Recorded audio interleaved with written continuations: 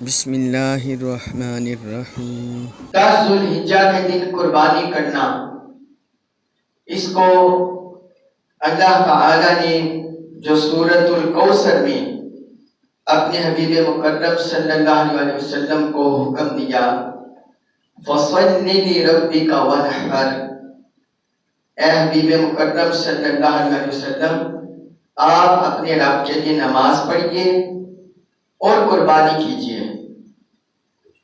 اس کے متعلق حضرت عبداللہ بن عباس رضی اللہ عنہما، حضرت حسن بصری، حضرت مجاہد بن جبیر، حضرت سعید بن جبیر، حضرت اکرمہ اور بہت سے تابعین ائمہ نے ذکر کیا، اس سے مراد ہے فَذْبَحْ یوم النحر، کہ قربانی کے دن ذبح کیجئے، جانور ذبح کریں قربانی کے دن۔ امام بہقی نے السنن الکبریٰ میں اس حدیث کو روایت کیا۔ تو حضرات گرامی قدر، قربانی کے دن یہ 10 ذوالحجہ کی طلوع فجر کے بعد شروع ہوتے ہیں، نماز عید الاضحیٰ ادا کرنے کے بعد جو سنت وقت ہے، اس وقت سے لے کر 12 ذوالحجہ کے غروب آفتاب سے پہلے قربانی کا وقت ہے، غروب آفتاب تک یہ وقت ہے۔ اب اس کی بہت سی فضیلت ہے جو حضور صلی اللہ علیہ وسلم نے ذکر کیا ہے۔ ایک عام مسئلہ اس سے پہلے کہ قربانی کا جو کرنا ہے یہ اس وقت کریں گے جس وقت نماز عید الاضحیٰ ادا ہوگی، یہ سنت وقت ہے۔ بعض کا لوگ جلدی کرتے ہیں اور وہ نماز عید الاضحیٰ ادا بھی نہیں ہوتی، کسی جگہ وہ جانور ذبح کر دیتے ہیں، یہ خلاف سنت ہے اور خلاف ادب ہے۔ کاملاً جو نماز جو قربانی ہے اسی وقت ہوگی جب نماز عید الاضحیٰ ادا کرنے کے بعد کریں گے۔ حضرت جندب بن سفیان بجلی رضی اللہ عنہ سے مروی حدیث ہے، وہ فرماتے ہیں ہم نے رسول اللہ صلی اللہ علیہ وسلم کے ساتھ ایک دن جانور ذبح کر دیے، قربانی کا دن، عید کا دن تھا۔ فَإِذَا أُنَاسٌ قَدْ ذَبَحُوا ضَحَايَاهُمْ قَبْلَ الصَّلَاةِ، لیکن کچھ لوگ ایسے تھے کہ انہوں نے نماز کی ادائیگی سے پہلے اپنی قربانیاں کر دی، ابھی نماز ادا نہیں کی، قربانیاں پہلے کر دی۔ فَلَمَّا انصَرَفَ رَآهُ النَّبِيُّ صلی اللہ علیہ وسلم، جب حضور صلی اللہ علیہ وسلم لوٹے پلٹے تو آپ نے دیکھا، انہیں دیکھا کہ انہوں نے نماز عید سے پہلے قربانی کر دی ہے، تو حضور نے فرمایا من ذبح قبل الصلاۃ فلیذبح مکانہا اخرى، کہ جس شخص نے نماز عید سے پہلے قربانی کی ہے وہ بھی ان کی جگہ دوسری قربانیاں کرے، ان کی جگہ دوسری قربانیاں کرے۔ وَمَنْ كَانَ لَمْ يَذْبَحْ حَتَّى صَلَّيْنَا فَلْيَذْبَحْ عَلَى اسْمِ اللَّهِ، اور جس شخص نے ابھی تک قربانی نہیں کی یہاں تک کہ ہم نے نماز عید ادا کر دی ہے اور وہ رکا ہوا ہے، اب وہ اللہ کے نام پر قربانی کرے، اب وہ جانور ذبح کرے۔ یہ صحیح البخاری میں حدیث ہے، حدیث نمبر 5181، اور صحیح مسلم میں بھی ہے، حدیث نمبر 1960۔ پھر اسی طرح ایک اور حدیث بھی ہے، صحیح مسلم میں حدیث ہے، حضرت براء بن عازب رضی اللہ عنہ سے مروی ہے، حضور نبی اکرم صلی اللہ علیہ وسلم نے فرمایا آج کے دن ہم سب سے پہلے یہ عمل کریں گے، نصلی، ہم نماز عید پڑھیں گے۔ عید الاضحیٰ کے دن حضور نے فرمایا ہمارا سب سے پہلا عمل یہ ہوگا، ہم نماز عید پڑھیں گے۔ ثم نرجع فننحر، اور پھر فرمایا پھر ہم لوٹیں گے اور اس کے بعد ہم قربانی کریں گے۔ تو یہ آقا علیہ الصلوۃ والسلام نے بھی ایک ترتیب بتا دی کہ عید الاضحیٰ کے دن سب سے پہلے نماز عید ادا کرنی ہے، اس کے بعد قربانی کرنی ہے۔ پھر آگے فرمایا من فعلہ فقد اصاب السنہ، جس شخص نے ایسا کر لیا اس نے سنت طریقہ پا لیا، اسے سنت طریقہ مل گیا۔ ومن ذبح قبلہ فإنما هو لغو قدمہ لآلہ لیس من النسک فی شیء. حضور صلی اللہ علیہ وسلم نے فرمایا کہ جس شخص نے نماز عید پڑھنے سے پہلے قربانی کر لی وہ اس نے صرف ایک حلال گوشت کا انتظام کیا ہے، وہ قربانی نہیں ہے. وہ اپنے گھر والوں کو وہ گوشت کھلا دے، وہ حلال گوشت ہے، بس اس نے جانور ذبح کر دیا، وہ ایک حلال گوشت ہے، وہ اپنے گھر والوں کو کھلا دے، مگر قربانی نہیں ہے. قربانی کا وقت فرمایا کہ نماز عید پڑھنے کے بعد چاہے علاقے میں کسی بھی جگہ ہو جائے، کسی بھی جگہ ہو جائے، پتا چلے کہ نماز عید ادا ہو گئی ہے، تو اس کے بعد اگر کرتے ہیں وہ قربانی ہوگی. اگر بندہ خود پڑھ کے نماز عید ذبح کرے گا اپنے جانور یا ذبح کروائے گا تو وہ آقا علیہ الصلوۃ والسلام کی کامل اتباع ہوگی. لیکن اگر خود نہیں اس نے پڑھی نماز عید اور کسی اور جگہ ہو گیا، باقی لوگوں نے پڑھ لی ہے، تو تب بھی قربانی کرنا جائز ہوگا، قربانی کرنا جائز ہوگا. تو یہ آقا علیہ الصلوۃ والسلام نے فرمایا. ایک شخص نے سوال کیا، اس نے پہلے ذبح کر لیا ہوا تھا جانور، یا رسول اللہ میرے پاس تو اب 6 ماہ کا وہ چھوٹا سا ایک بکری کا بچہ ہے، کیا میں اسے ذبح کر دوں؟ تو حضور نے فرمایا ہاں تم ذبح کر دو، یہ اجازت صرف تمہارے لیے ہے، یہ اجازت صرف تمہارے لیے ہے، تمہارے بعد کسی ایک کو بھی اجازت نہیں ہے. یعنی حضور صلی اللہ علیہ وسلم نے اپنا تشریعی اختیار استعمال کیا، شرعی اختیار جو آپ کے پاس ہے. باقی امت کے لیے جو آپ نے فرمایا ہے وہ 1 سال کی بکرا یا بکری ہو یا بھیڑ ہو دمبا ہو، اس کی اجازت ہے 1 سال کا ہو جائے پھر قربانی کرنا. اور اگر بھیڑ کا بچہ وہ 6 ماہ کا ہو اور وہ فربا موٹا تازہ ہو کہ چلنے پھرنے میں کھانے پینے میں سال کا لگتا ہو تو اس کی قربانی بھی جائز ہے، اس کی قربانی بھی جائز ہے. باقی بکرے بکری کی جائز نہیں، وہ 1 سال کا ہو تو پھر جائز ہے. تو یہ آقا علیہ الصلوۃ والسلام نے پھر حضور صلی اللہ علیہ وسلم نے اسی حدیث میں فرمایا کہ جس شخص نے نماز عید کے بعد اپنا جانور ذبح کیا، اس نے پہلے نماز عید کی پھر جانور ذبح کیا، تو اس نے حقیقت میں اپنی پوری قربانی کی اور اس نے سنت طریقہ پا لیا، اس نے سنت طریقہ پا لیا. امام اعظم ابو حنیفہ رحمۃ اللہ علیہ کا بھی یہی موقف ہے، امام مالک کا بھی یہی موقف ہے، اور امام احمد بن حنبل کا بھی یہی موقف ہے کہ امام اعظم ابو حنیفہ شہروں میں یہ شرط لگاتے ہیں کہ شہروں میں جب نماز ادا ہو جائے پھر قربانی کریں، لیکن دور دراز دیہاتوں میں یا صحرائی علاقوں میں وہ کہتے ہیں کہ اگر طلوع فجر صادق کا وقت ہو جائے اور کچھ وقت گزر جائے جس سے پتہ چل جائے کہ اتنی دیر میں نماز عید کی رکعات پڑھی جا سکتی ہے، خطبے پڑھے جا سکتے ہیں، تو دور دراز علاقوں کے رہنے والوں کو اگر وہاں نماز عید کا اہتمام بھی نہیں ہوا تو ان کے لیے جائز ہے، ان کے لیے جائز ہے، صحراؤں میں رہنے والے دور دراز علاقوں کے رہنے والوں کے لیے. اور امام شافعی رحمۃ اللہ اس بارے میں فرماتے ہیں کہ جب سورج طلوع ہو جائے اور نماز عید اور خطبوں کی مقدار وقت گزر جائے تو قربانی کا وقت ہو جاتے ہیں. یہ امام شافعی کا موقف ہے، لیکن احادیث مبارکہ میں نے آپ کو سنا دی کہ بہترین عمل یہی ہے، حضور کی سنت یہی ہے، نماز عید ادا ہو جائے پھر قربانی کی جائے، پھر قربانی کی جائے. یا آقا علیہ الصلوۃ والسلام کی کامل سنت کی اتباع ہے. اور اس کی فضیلت کے بارے میں ام المؤمنین حضرت عائشہ صدیقہ رضی اللہ عنہا سے مروی حدیث ہے، فرماتی ہیں رسول اللہ صلی اللہ علیہ وسلم نے فرمایا ما عمل آدمی من عمل یوم النحر احب الی اللہ من احراق الدم. فرمایا ابن آدم کا، انسان کا کوئی عمل بھی قربانی کے دن اللہ کو خون بہانے سے زیادہ پسند نہیں ہے.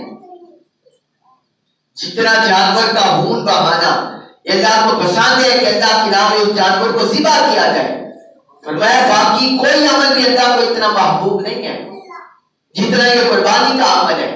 اور فرمایا انها لتأتی یوم القیامہ بقرونها واشعارها واظلافها، قیامت کے دن یہ قربانیاں کہ جانور اپنے سینگوں کے ساتھ، اپنے بالوں کے ساتھ اور اپنے کھروں کے ساتھ آئیں گے. یہ قیامت کے دن آئیں گے اپنے بالوں کے ساتھ، اپنے سینگوں کے ساتھ، اپنے کھروں کے ساتھ آئیں گے. وَأَنَّ الدَّمَ لَيَقَعُ مِنَ اللَّهِ بِمَكَانٍ قَبْلَ أَن يَقَعَ مِنَ الْأَرْضِ. اور یہ جانور سے جو بہنے والا خون ہے اللہ کی بارگاہ میں اتنی جلدی تقرب پا جاتا ہے، ابھی زمین پر نہیں گرتا مگر رب کی بارگاہ میں محفوظ ہو جاتا ہے اور قربت پا جاتا ہے، تقرب پا جاتا ہے کہ اللہ کو اتنا خون پسند ہے.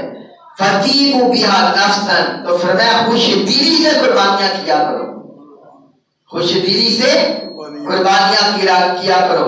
سنن ترمذی میں حدیث ہے 1493 نمبر ہے. مطلب یہ ہے کہ بد دلی سے بندہ قربانی نہ کرے، بوجھل دل سے نہ کرے، یا قرض لے کر بوجھل دل سے اور اس طرح نہ کرے. جب بھی قربانی کرے خوش دلی سے کرے، رب کو راضی کرنے کے لیے کرے اور خوش ہو کر کرے. ایک بوجھ تاوان سمجھ کر قربانی نہ کرے بلکہ خوش دلی سے کرے، خوش دلی سے قربانی کرے. سنن ابن ماجہ میں حدیث ہے، حضرت زید بن ارقم رضی اللہ عنہ سے مروی حدیث ہے. وہ کہتے ہیں حضور صلی اللہ علیہ وسلم کے صحابہ نے پوچھا یا رسول اللہ ما هذه الاضاحی، یہ قربانیاں کیا چیز ہے، یعنی ان پر ہمارے لیے کیا اجر ہے، کیا ہے یہ؟ تو حضور نے فرمایا سنت ابیکم ابراہیم، یہ تمہارے باپ ابراہیم علیہ السلام کی سنت ہے. حضرت ابراہیم علیہ السلام کی سنت ہے. جس وقت آپ نے بیٹے کو لے کر نکل پڑے اور 10 ذوالحجہ کو انہوں نے مینا کے مقام پر اپنے بیٹے کے گلے پر چھری پھیرنی چاہی تو اللہ کے عمل سے ان کا بیٹا محفوظ رہا مگر ان کی جگہ جنت سے آیا ہوا گینڈا ذبح ہو گیا. تو صحابہ کرام نے عرض کیا یا رسول اللہ فما لنا فیہا یا رسول اللہ، ہمارے لیے اس میں کیا اجر ہے، ہمارے لیے اس میں کیا حصہ ہے؟ تو حضور نے فرمایا بِكُلِّ شَعْرَةٍ حَسَنَةٍ، قربانی کے جانور کے ہر بال کے بدلے نیکی ہے. قربانی کے جانور کے ہر بال کے بدلے نیکی ہے. پھر انہوں نے عرض کیا فَصُومْ یا رسول اللہ، یہ تو بعض بکرے چھترے ہوتے ہیں، چھوٹے چھوٹے بال ہوتے ہیں، لیکن جو بڑی بڑی اونٹوں والے ہوتے ہیں جن کے اوپر بڑی اون ہوتی ہے تو ان کا کیا حکم ہے، اس بارے میں کیا ارشاد ہے؟ حضور نے فرمایا بِكُلِّ شَعْرَةٍ مِنَ الصُّومِ حَسَنَةٌ، چاہے جتنی مرضی جانور کے اوپر اون ہو، لاکھوں کروڑوں بال ہو، فرمایا ہر بال کے بدلے میں نیکی ہے، ہر بال کے بدلے میں نیکی ہے. یہ سنن ابن ماجہ کی حدیث ہے، حدیث نمبر 3127. یعنی قربانی کا جو جانور ہے وہ بھی اپنے کھروں، اپنے سینگوں، اپنے بالوں سمیت قیامت کے دن آئے گا. قربانی کرنے والے کے لیے وہ میزان میں تولا جائے گا، نامہ اعمال میں تولا جائے گا، اور جو بال ہیں جو اتارے جاتے ہیں کھال کی شکل میں جو اس کے جانور کے اوپر ہوتے ہیں، فرمایا ان ہر بال کے بدلے میں بھی نیکی ہے. قربانی کرنے والے کے لیے ہر بال کے بدلے نیکی ہے. حضرت حسن بن علی رضی اللہ عنہ سے مروی حدیث ہے، رسول اللہ صلی اللہ علیہ وسلم نے فرمایا من ذبح طیبۃ بہا نفسہ، جس شخص نے خوش دلی سے قربانی کی، بات دلی سے نہیں بلکہ خوش دلی سے اللہ کو راضی کرنے کے لیے، مخلوق کی ریاکاری کے لیے نہیں، نمود نمائش کے لیے نہیں بلکہ اللہ کو راضی کرنے کے لیے. فرمایا جس شخص نے خوش دلی سے قربانی کی رضا پانے کے لیے، ثواب پانے کے لیے، لیادھی جاتی ہے اپنی قربانیوں کا، کانت لہ حجابا من النار، وہ قربانی اس کے لیے جہنم سے حجاب بن جائے گی، جہنم کے آگے رکاوٹ بن جائے گی. وہ قربانی اسے جہنم میں داخل نہیں ہونے دے گی. عرض کرے گی باری تعالیٰ اس نے تو تیری رضا کے لیے اپنا مال خرچ کیا اور میرا خیال رکھا، مجھے پانی پلایا، چارہ ڈالا، میرا خیال رکھا تیری رضا کے لیے، تو وہ جہنم سے حجاب اور آر بن جائے گی۔ وہ قربانی کا جانور۔ امام طبرانی نے المعجم الکبیر میں اس حدیث کو روایت کیا، حدیث نمبر 2736۔ پھر ایک حدیث مبارک ہے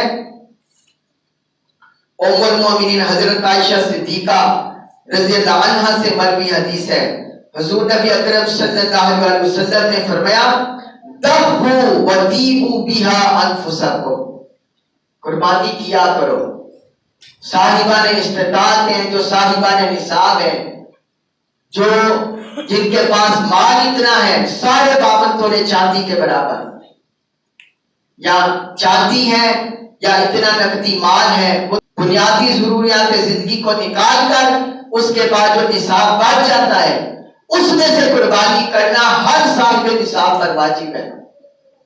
تو فرمایا قربانی کیا کرو، وَطِيبُوا بِأَنفُسَكُمْ، اور خوش دلی سے کیا کرو، خوش دلی سے کیا کرو، فَإِنَّهُ لَيْسَ مِن مُسْلِمٍ يُوَجِّهُ تَحِيَّتَهُ إِلَى الْقِبْلَةِ إِلَّا كَانَ دَمُهَا وَفَرْسُهَا وَصُوفُهَا حسنات محضرات فی میزانہ یوم القیامہ۔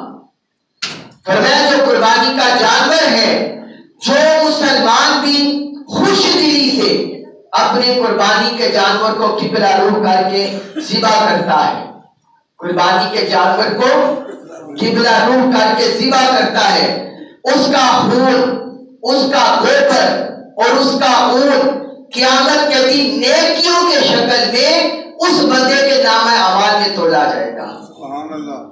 اس کا گوبر بھی ضائع نہیں جائے گا اور اس کے بعد اون بھی ضائع نہیں جائیں گے، جو کچھ بھی خون بھی ضائع نہیں جائے گا۔ اور میں نے آپ کو بتا دیا کہ اس کے جو باقی کھوڑ ہیں اور سینگ ہے وہ بھی تولے جائیں گے۔ یعنی یہ سارے کے سارا قربانی کا جانور انسان نے زندگی میں جتنی قربانیاں کی ہوگی، مقصد اخلاص، اللہ کی رضا، اخلاص سے اللہ کی رضا مقصود ہو، دنیا کو دکھلانا مقصود نہ ہو، تکبر مقصود نہ ہو، کبر مقصود نہ ہو، ریاکاری مقصود نہ ہو، اللہ کی رضا مقصود ہو، اللہ کو راضی کرنا مقصود ہو، اور خوش دلی سے قربانی کرے، تو زندگی میں جتنی قربانیاں کی ہوں گی ان سب کا خون، ان سب کا گوبر، ان کے کھوڑ، ان کے بعد سب کچھ اس کے نام اعمال میں تول دیے جائیں گے، سب کچھ اس کے نام اعمال میں تول دیے جائیں گے۔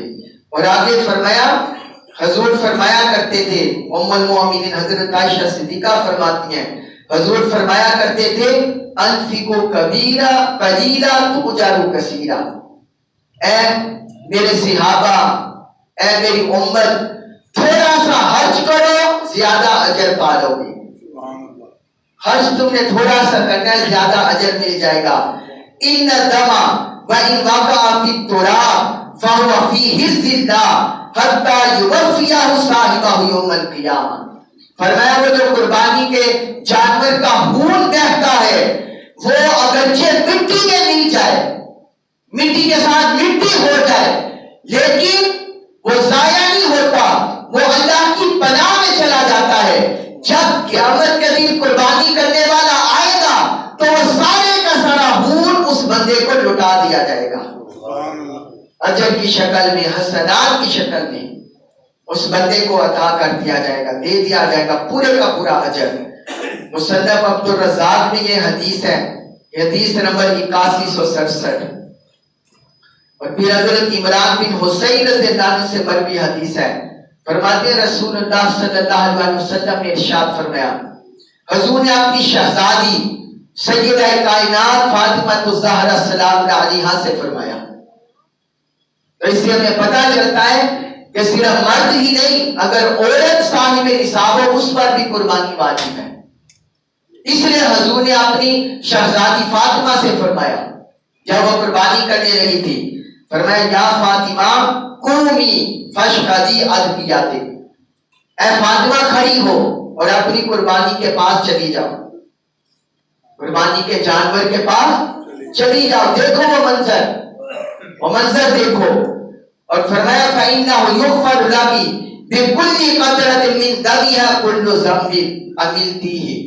اے فاطمہ، اگر تم سے کوئی کمی کجی ہو گئی ہو، کوئی خطا ہو گئی ہو بظاہر، کوئی گناہ ہو گیا ہو بظاہر، فرمایا کوئی بھی کمی کجی ہو گئی ہو جو تم نے عمل کیا ہو، تو جب یہ قربانی کا قطرہ زمین پر گرے گا تو ہر خون کا گرنے والا قطرے کے بدلے میں اللہ تعالیٰ تمہارے گناہوں کی بخشش فرما دے گا، تمہاری خطاؤں کی مغفرت فرما دے گا۔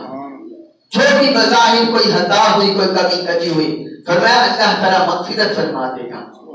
یہ حضور نے اپنی شہزادی کو حکم دیا، اور حضور کی شہزادی کے توسط سے ساری اہل امت آقا علیہ السلام کی امت کو یہ خطاب ہے، یہ خوشخبری ہے کہ یہ قربانی کے ہر خون کے قطرے کے بدلے میں قربانی کرنے والے شخص کے گناہوں کی بخشش ہوتی ہے، مغفرت ہوتی ہے۔ اور پھر فرمایا کہ تم اس کے پاس کھڑی ہو کر یہ آیت مبارکہ پڑھو، قُلْ إِنَّ صَلَاتِي وَنُسُكِي وَمَحْيَايَ وَمَمَاتِي لِلَّهِ رَبِّ الْعَالَمِينَ۔ تم یہ پڑھو کہ بے شک میری نماز، میری قربانی، میرا جینا اور مرنا اللہ رب العالمین کے لیے ہے۔ فرمایا یہ قربانی کے پاس کھڑی ہو کر پڑھو، اور ساتھ لا شریک لہ وبذالک امرت وانا اول المسلمین، پوری آیت مبارکہ حضور نے تلاوت کی کہ اس کے سوا کوئی شریک نہیں اس کے ساتھ، وبذالک امرت وانا اول المسلمین، مجھے اسی کا حکم دیا گیا ہے اور میں سارے فرما برداروں میں سے پہلا ہوں، سارے فرما برداروں میں سے پہلا ہوں، باقی فرما بردار بعد میں ہیں، میں اللہ رب العزت کی بارگاہ میں سب سے پہلا فرما بردار ہوں۔ فرمایا قربانی کے پاس کھڑے ہو کر یہ پڑھو، تاکہ انسان کے دل میں اگر کسی کوئی اور خیال ہے، کوئی نفس کا خیال ہے، کوئی دنیا کا خیال ہے، کوئی دنیا کی چاہت ہے، کوئی دنیا کا خیال ہے، گمان ہے، وہ سارے کا سارا محو ہو جائے اور قربانی خالصتاً اللہ کے لیے ہو جائے، قربانی خالصتاً اللہ کے لیے ہو جائے۔ یہ سورۃ الانعام کی جو آخری آیات مبارکہ تو ان میں یہ آیت مبارکہ ہے، قُلْ إِنَّ صَلَاتِي وَنُسُكِي وَمَحْيَايَ وَمَمَاتِي لِلَّهِ رَبِّ الْعَالَمِينَ لَا شَرِيكَ لَهُ وَبِذَلِكَ أُمِرْتُ وَأَنَا أَوَّلُ الْمُسْلِمِينَ۔ اور پھر فرمایا حضرت عمران بن حسین رضی اللہ عنہ صحابی رسول وہاں موجود تھے، انہوں نے عرض کیا یا رسول اللہ ھذا لک وَلِأَهْلِ بَیتِکَ خاصۃ، کیا یہ عمل آپ کے لیے خاص ہے اور آپ کے اہل بیت کے لیے خاص ہے یا باقیوں کو بھی اجازت ہے؟ فَعَلُوا ذَلِكَ أَنْتُمْ أَمْ لِلْمُسْلِمِينَ عَامَّةً، وہ کہتے ہیں کیا یہ عمل صرف آپ اور آپ کے اہل بیت اتحاد کریں یا باقی عامت المسلمین بھی کریں؟ کہ اسی طرح اپنی قربانی کے پاس کھڑے ہوں اور یہ دعا کریں، تو کیا اہل بیت اتحاد کے ساتھ یہ عمل حاصل ہے یا باقی اہل اسلام بھی کریں؟ تو حضور نے فرمایا بل للمسلمین عامہ، بلکہ یہ سارے عامت المسلمین کے لیے حکم ہے، جب اہل اسلام کے لیے حکم ہے، جب بھی قربانی کریں قربانی کے جانور کے پاس کھڑے ہوں، خوش دلی سے قربانی کریں اور یہ آیت مبارکہ تلاوت کریں تاکہ وہ قربانی خالصتاً اللہ کے لیے ہو جائے۔ کس کے لیے ہو جائے؟ اللہ کے لیے۔ یہ امام طبرانی نے المعجم الاوسط میں روایت کیا اس حدیث کو، اور امام حاکم نے المستدرک میں۔ لیکن یہ قرآن مجید میں آیت مبارکہ بھی ہے جو اللہ رب العزت نے فرمایا لن ینال اللہ لحومها ولا دماؤها ولکن ینالہ التقوی منکم، کہ اللہ تعالیٰ کو ان قربانیوں کا خون اور گوشت نہیں پہنچتا، ہرگز بھی اس کو حاجت نہیں ہے کہ ان قربانیوں کا گوشت کوئی اس نے اپنے لیے منگوایا یا خون اپنے لیے منگوایا، فرمایا نہیں، وَلَٰكِنْ يَنَالُهُ التَّقْوَىٰ مِنكُمْ، بلکہ تمہارے دلوں میں چھپا جو تقویٰ ہے، جو اخلاص ہے، جو حسن نیت ہے، جو صدق ہے، رب کو وہ پہنچتا ہے، اللہ کی بارگاہ میں وہ پیش ہوتا ہے کہ بندے کے دل میں کیا آرزو ہے، کیا تمنا ہے اور یہ کس نیت سے کرتا ہے، فرمایا رب کو وہ پہنچتا ہے۔ اور حضرت ابو ہریرہ رضی اللہ عنہ سے مروی حدیث ہے، حضور صلی اللہ علیہ وسلم نے فرمایا استفریحوا ضحایاکم فإنها مطایاکم علی الصراط۔ بڑی ایک اور اہم خوشخبری سنائے، فرمایا اچھا جو خوبصورت جانور ہے، اچھے گوشت والا، تازہ صحت مند، فرمایا وہ قربانیاں کیا کرو۔ کوئی مریض، کمزور، بیمار وہ لے کر نہ کرو، اور اس کو کرنا مکروہ بھی ہے، وہ قربانی بھی نہیں کر سکتے جس کا عیب اس طرح ظاہر ہو۔ تو فرمایا ہو موٹا تازہ اچھا جانور صحت مند قربانی کیا کرو، کیونکہ پل صراط پر یہ قربانی کے جانور تمہاری سواریاں ہوں گے۔ کیا ہوں گے؟ تمہاری سواریاں ہوں گے۔ یہ پل صراط سے تمہیں گزاریں گے، بجلی کی طرح جیسے تمہارے ہلاس ہوگا ویسے یہ پل صراط سے تیزی سے گزر جائیں گے، تیزی سے گزر جائیں گے۔ اور پھر آقا علیہ الصلوۃ والسلام نے ہمیں تنبیہ بھی کی ہے ان لوگوں کو جن کے پاس مال ہو، اس کے باوجود وہ مال کی حرص رکھتے ہیں مگر قربانی نہیں کرتے، قربانی نہیں کرتے، ان کو آقا علیہ الصلوۃ والسلام نے تنبیہ کیا ہے۔ فرمایا خبردار غور سے سن لو، من کان لہ سعۃ ولم یضحی فلا یقربن مصلانا، جس شخص کو اللہ نے مالی وسعت دی ہو، اس کے پاس مال ہو، اپنی ضروریات زندگی نکال کر مالی وسعت نصیب ہو، اس کے باوجود وہ قربانی نہیں کرتا، فرمایا خبردار وہ ہماری عیدگاہ کے قریب بھی نہ آئے، ہماری نماز عیدگاہ کے قریب بھی نہ آئے، نماز پڑھنے نہ آئے ہمارے، اسے نماز، اللہ کو اس کی نماز کی حاجت نہیں، اسے مال کی حرص ہے، مال کا کم ہے، وہ گاڑی بیٹھا ہے۔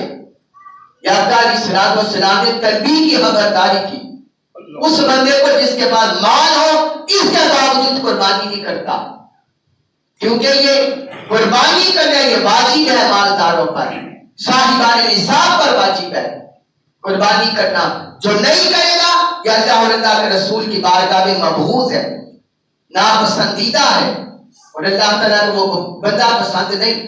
تو فرمایا خبردار ہماری عیدگاہ کے قریب بھی نہ آئے۔ یہ سنن ابن ماجہ میں حدیث ہے، حدیث نمبر 3123۔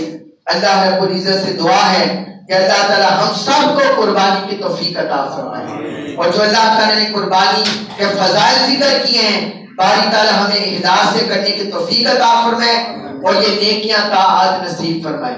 وما علینا الا البلاغ المبین۔